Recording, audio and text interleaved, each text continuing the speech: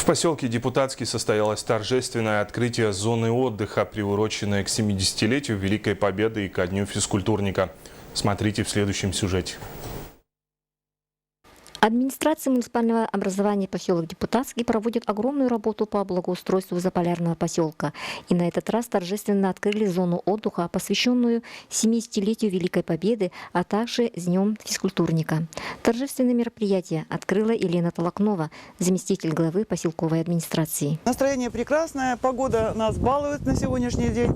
Сегодняшний праздник, День физкультурника, мы приурочили к открытию нашей площадки, которую оборудовали подрядчики за этот период.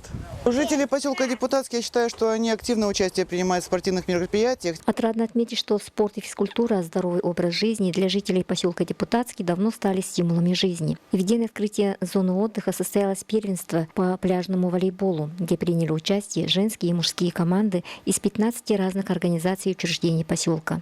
Каждая команда состояла из 2 участников и 1 члена команды в запасе. Меня зовут Напольский Артем, я представляю команду номер 36 УГПС. Соревнования по пляжному волейболу прошли в упорной борьбе.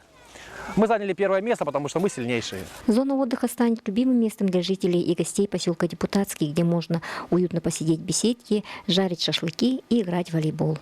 Туяра Семенова, Александр Чепкасова, НВК Саха, поселок Депутатский.